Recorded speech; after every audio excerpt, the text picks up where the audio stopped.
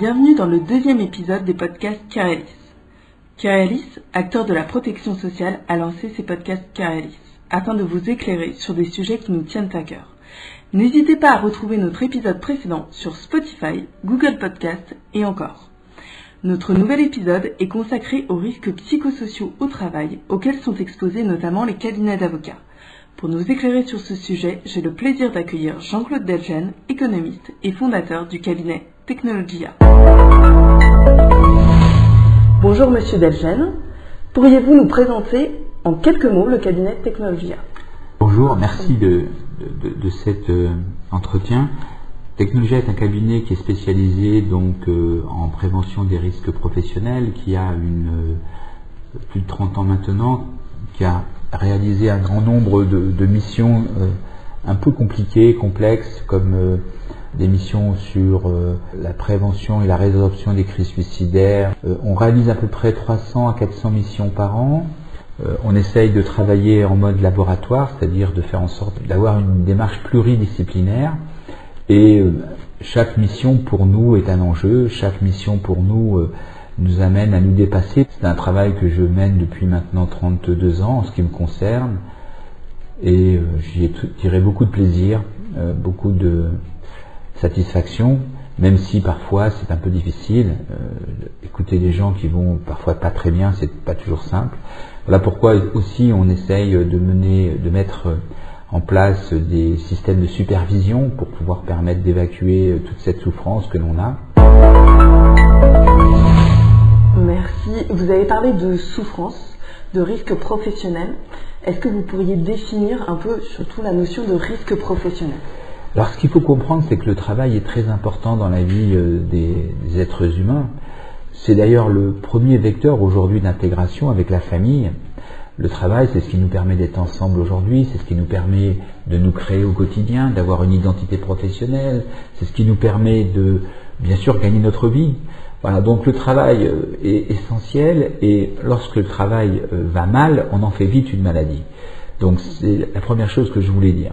Or, le travail, il reste beaucoup de travaux, d'activités qui sont très difficiles, très pénibles. Si vous êtes ouvrier en poste de nuit dans une société d'assemblage automobile, c'est un métier très difficile.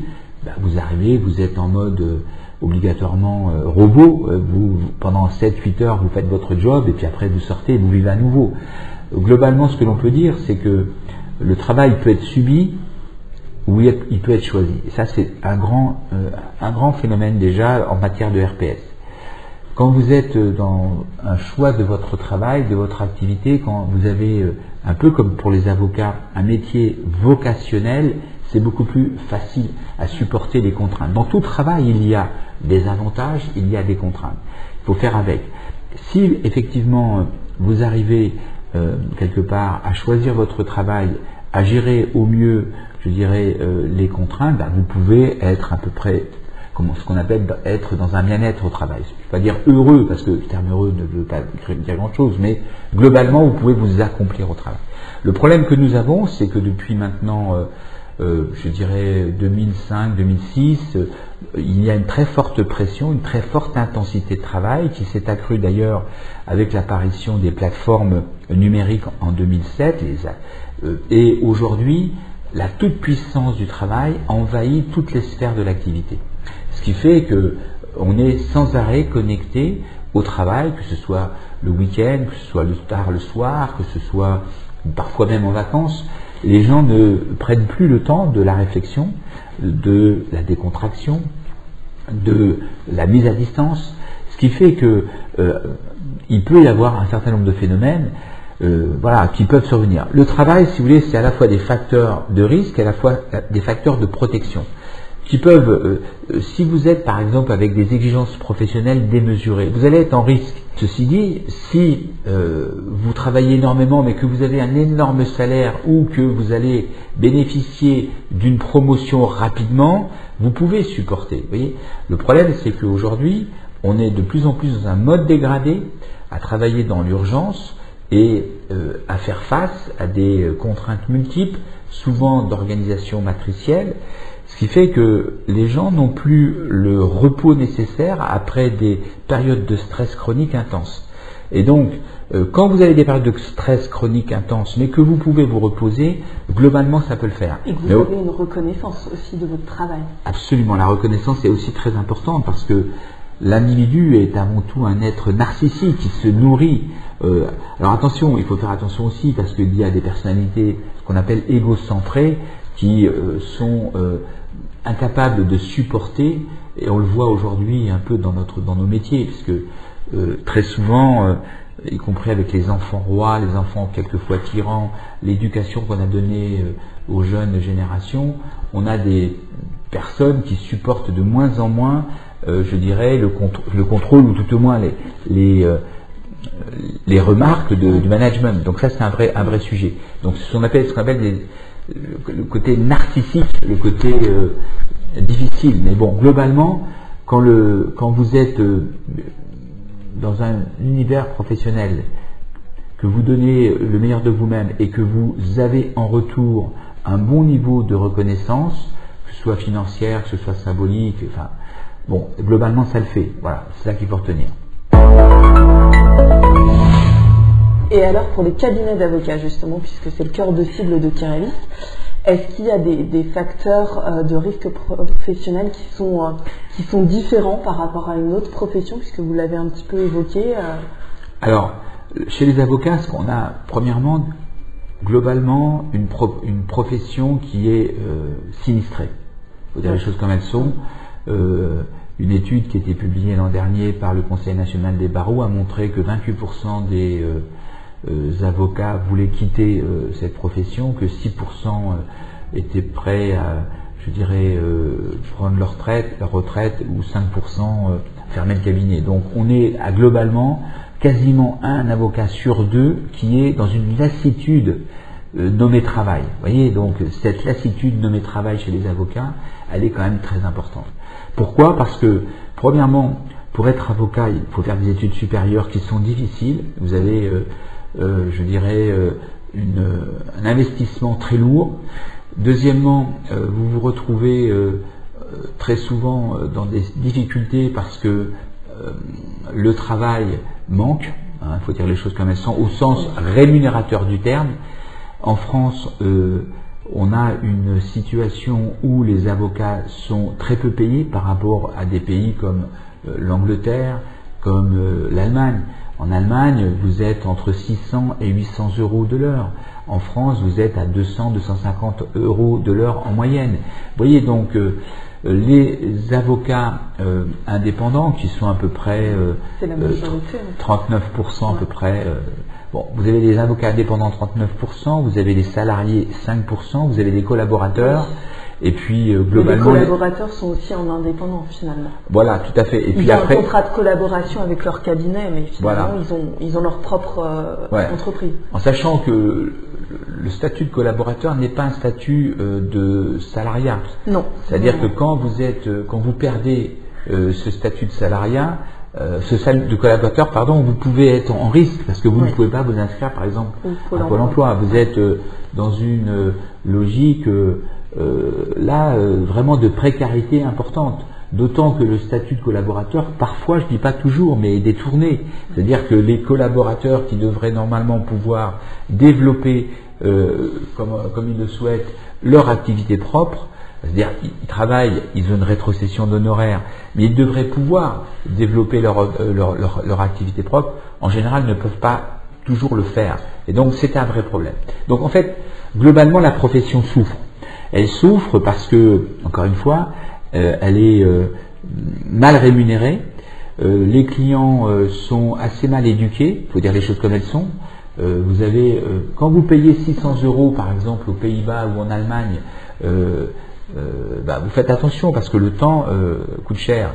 Et donc vous n'amenez pas vos dossiers dans une boîte à carton en demandant à l'avocat de s'occuper de tout. Vous êtes dans une logique où vous allez tout ordonner pour gagner du temps, pour éviter je dirais, de faire perdre du temps à l'avocat. En France, c'est très différent. En France, chacun se déverse sur l'avocat, il n'y a pas d'éducation, il y a y compris des problèmes pour se faire payer. Enfin, il y a une éducation à faire des clients. C'est un vrai sujet. Les avocats sont très souvent à perdre du temps dans un administratif qui ne devrait pas avoir lieu. Soit les relances pour les factures, que ce soit le traitement des papiers qui sont mal ordonnés, etc. Donc là, il y a un vrai sujet. Globalement, donc, pour revenir sur le fond, on voit que c'est une profession qui travaille énormément, qui ne choisit pas en fait ses rythmes de travail. Quand vous êtes avocat pénaliste, vous êtes tenu, par exemple, si vous avez un client qui est mis en garde à vue, même si vous avez le soir un repas prévu avec des amis, vous allez partir aussitôt pour pouvoir l'assister, vous y êtes obligé.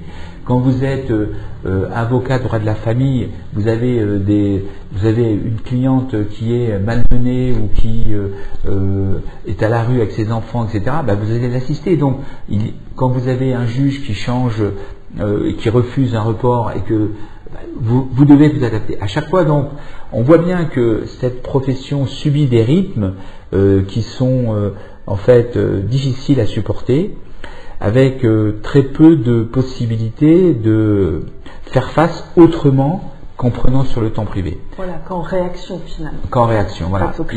Alors, certains avocats, les fiscalistes, ceux qui font du conseil, arrivent à faire en sorte de s'ordonner et à programmer un peu. Mais globalement, il y a un fonctionnement réactif en mode je m'adapte, et très souvent je m'adapte. Il faut savoir que l'avocat, il a trois temps forts. Il y a le premier temps fort, c'est la production de connaissances, je dirais l'étude, la rédaction d'assignation. Le deuxième temps fort pour lui, c'est le réseau. C'est très important de développer son réseau, que ce soit en interne avec le barreau, etc., ou en externe, dans les réseaux pour trouver des clients. Ouais. Et puis le troisième temps, c'est le temps administratif. Or, ce que l'on constate, c'est que le temps administratif est de plus en plus traité, qui est un temps important, les facturations, l'écriture des courriers, etc., et de plus en plus traité le week-end ou le soir tard, parce que les avocats qui travaillent beaucoup, en moyenne c'est entre 50 et 60 heures par semaine, minimum, donc les avocats n'ont pas le temps de traiter cet aspect-là. Voilà. Donc on a une profession qui travaille beaucoup, qui a perdu en reconnaissance, qui a perdu en rémunération. Le salaire moyen, ça tourne autour, un peu médian, le salaire médian tourne autour de 45 K euros annuels. Bon, c'est pas non plus, je dirais, par rapport au niveau professionnel de formation initiale, et au taux horaire, insuffisant. Et puis une profession qui, comment dire, quelque part a été désacralisée. Quand sous la Troisième République, les avocats étaient, je dirais, des notables. C'était vraiment des gens qui comptaient, ils étaient ministres, il reste que des avocats sont ministres, mais le statut de l'avocat était beaucoup plus, je dirais, reconnu socialement. Aujourd'hui, le statut de l'avocat est un peu banalisé, et c'est bien dommage parce que c'est une profession essentielle dans une démocratie. L'avocat, il ne faut pas le négliger, est l'auxiliaire de la démocratie. C'est vraiment une fonction essentielle pour permettre que la démocratie, la République, puisse vivre. C'est une très belle phrase, effectivement. Je vous remercie, vous nous avez décrit du coup, la souffrance dans les cabinets d'avocats. Est-ce que vous intervenez dans les cabinets d'avocats et plutôt en amont ou lorsque les risques sont déjà produits, si je puis dire? Oui, à l'heure où je vous parle, je viens de rendre un rapport dans un très grand cabinet d'avocats. Je ne peux pas donner de nom, mais on a travaillé avec mes équipes. Donc oui, nous travaillons beaucoup, à la fois dans des modes de prévention, de régulation, et puis à la fois dans des modes, disons, plus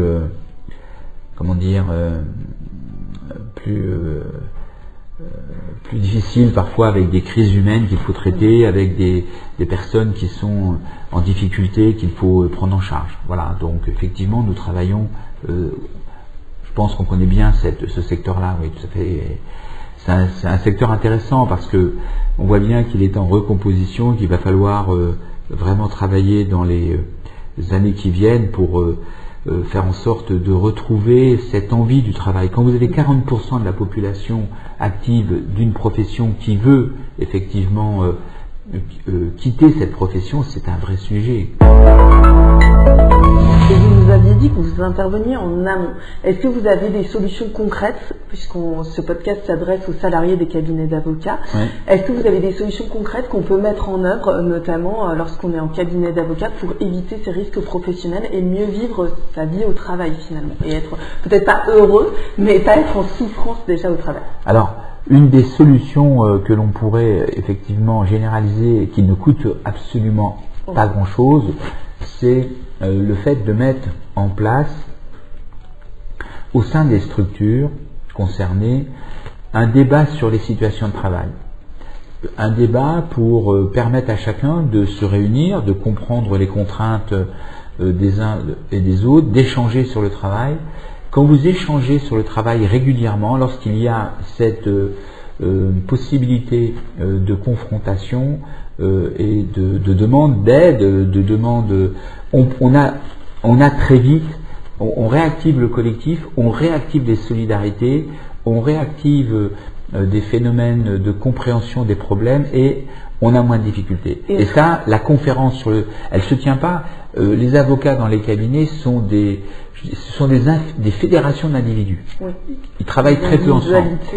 D'autant que, par exemple, l'avocat majeur, en fait, celui qui est le sponsor en fait des autres avocats, est très souvent peu disponible. Il passe son temps dans les audiences. Il va finir vers 18h et effectivement, il va pouvoir, par exemple, superviser des avocats qui vont arriver, mais très tard le soir, à partir de 18-19h. Donc, cette pression des rythmes sociaux de la justice retombe y compris sur le collectif. Donc c'est pour ça que nous, ce que l'on voit, c'est que très souvent déjà quand on parle, quand on échange dans le respect, dans la critique positive, dans l'esprit de construction, c'est déjà véritablement une nette amélioration. Et quand vous dites régulièrement, c'est une fois par semaine, une fois tous les mois? Au moins deux fois par mois, au moins minimum. Okay. 2 fois par mois avec une conférence pour pouvoir traiter les problèmes, les faire apparaître, éviter que les gens ne soient isolés, trouver des solutions adaptées. Quand les gens sont trop en charrette, comment on les aide, faire en sorte de développer cet esprit d'entraide qui n'existe pas vraiment chez les avocats. Il faut développer cet esprit du collectif. Quand vous avez cela, ça fonctionne bien. Après, régulièrement, peut-être mettre en place des formations adaptées. En fait, les avocats ne sont absolument pas formés dans leur parcours au management.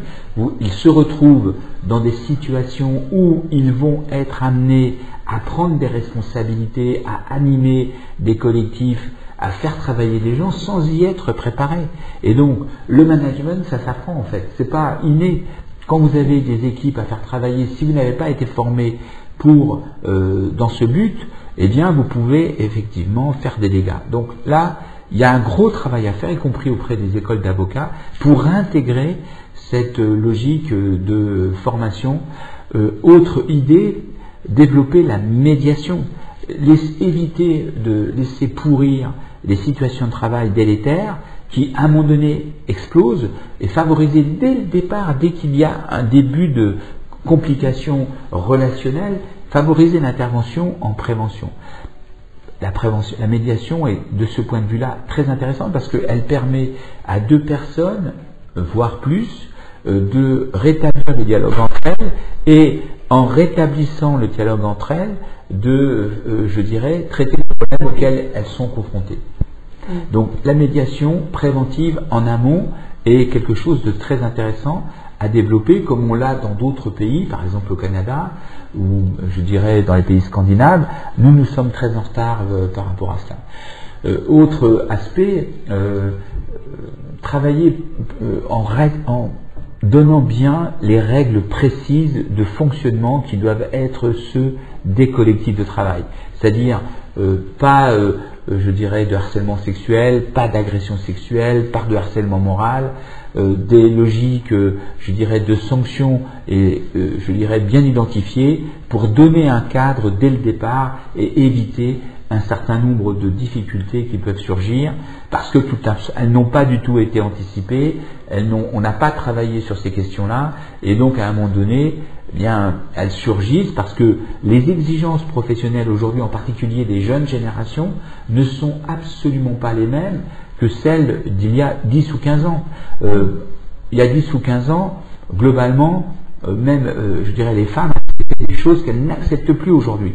Or, ce métier est très fortement aussi sexué, au sens négatif du terme, c'est-à-dire que l'apparence, la séduction, le côté genré apparaît beaucoup, hein, donc dans les promotions, dans les interventions, dans non, je vais au tribunal, non, je vais plutôt prendre X, ça le fera mieux, ça le fera plus. Vous voyez, bon, voilà. Donc, avec des intégrations, je dirais, de dimensions qui n'auraient pas lieu d'être. Voilà, donc il y a tout un travail qui est en train de se mener, qui est très positif, hein, de ce point de vue-là, la réflexion. Et les dirigeants, les employeurs, il faut le savoir, ont une obligation en matière de santé et sécurité au travail, obligation qui est très forte, qui peut les mener dans des situations parfois de mise en cause de leurs responsabilités. Et donc, pour éviter d'être mis en cause, ils doivent à la fois informer, former et réduire les risques quand ils apparaissent. Ils doivent effectivement mettre en place des mécanismes qui sont, par exemple, l'évaluation régulière des risques professionnels. Ouais. Oui, effectivement, on a vu du coup les facteurs de souffrance au travail, et on va maintenant prendre une autre dimension avec la crise sanitaire que l'on connaît depuis un peu plus d'1 an maintenant. Ouais. On sait que les salariés des cabinets d'avocats, pour une bonne partie, ont été mis en télétravail. Justement, comment on manage les gens en télétravail? Est-ce que c'est un facteur aussi de risque professionnel aggravant? Comment les salariés des cabinets d'avocats peuvent vivre ce télétravail? Alors déjà, ce qu'il faut comprendre, c'est que la crise a eu un très gros effet sur les flux d'activité. Par exemple, prenons un exemple, les avocats qui travaillent dans le secteur automobile, il y a eu beaucoup moins d'actions de la... Enfin, c'est tant mieux, mais il y a moins de dossiers pour eux, vous voyez. Alors, le seul secteur qui est un peu cru, c'est le droit familial avec les violences, malheureusement, qu'on a constatées. Mais sinon, ou les divorces. Voilà. Mais globalement, ce que l'on peut dire, c'est que en matière pénale, par exemple, il y a eu beaucoup moins de cambriolage, puisque les gens étaient chez eux. Vous voyez, donc il y a eu moins de travail pour les avocats, il y a eu une situation aussi de ralentissement économique qui a fait que sur le versant des affaires, le corporate, etc., l'activité s'est écroulée, et les avocats ont été vraiment dans une situation d'apnée professionnelle pendant 3 ou 4 mois. Hein. Après, sur la question de l'adaptation au télétravail, oui, on a vu que le télétravail a permis de maintenir un flux d'activité, un flux d'échanges en évitant la contamination, c'est heureux. Après, certaines personnes n'y étaient pas vraiment préparées, avaient besoin de soutien. Quand vous êtes jeune avocat, que vous rentrez dans la profession, même si vous avez le soutien des bases de données, même si vous avez les manuels auprès de vous, parfois c'est mieux quand même d'être dans un collectif. Voilà, donc là il y a eu des difficultés. Et puis, encore une fois, le télétravail est un mode qui doit être pensé entre l'activité en présentiel et l'activité en distanciel. Et lorsqu'on est sans cesse en distanciel, on perd à la fois en communication et à la fois en intelligence collective et à la fois en créativité, hein, puisque tout, je dirais, le propos informel disparaît. Donc attention. Et enfin, le distanciel peut conduire à se mettre en risque, parce que le distanciel vous éloigne des centres de décision. Les centres de décision, ils demeurent en fait, hein, les associés, le noyau dur décisionnel dans les cabinets, ils demeurent. Mais si vous êtes trop éloigné, eh bien vous n'allez pas forcément bénéficier des augmentations auxquelles vous auriez pu prétendre, vous n'allez pas forcément bénéficier des meilleurs dossiers, et puis très souvent, s'il y a des réductions d'effectifs, vous en serez victime. Donc, le télétravail, moi j'y suis favorable à 1 voire 2 journées par semaine, mais pas plus. Et là, on est dans un contexte justement de déconfinement, de retour au travail, et on sait que certains salariés ou certains collaborateurs même peuvent être atteints du syndrome de la cabane, hein, qui consiste à rester chez soi finalement et à couper toutes les interactions. Qu'est-ce que vous préconisez justement pour des gens qui seraient un petit peu en souffrance et en matière de retour dans les cabinets d'avocats? Alors, deux choses qu'on a constatées, ça c'est un effet très positif du télétravail, c'est que lorsqu'il y avait des effets délétères dans une relation, c'est-à-dire que soit des tensions très fortes, soit même du harcèlement, le fait d'être en distanciel, ça a permis de baisser, je dirais, la tension et donc d'apaiser. Et donc ça c'est un côté très positif du télétravail. Et donc ces personnes-là qui étaient un peu malmenées au travail, elles ont du mal à revenir, ça c'est clair. Après, vous avez celles qui ont réussi ou qui se sont installées dans une zone de confort. Pas forcément positive pour elles à long terme.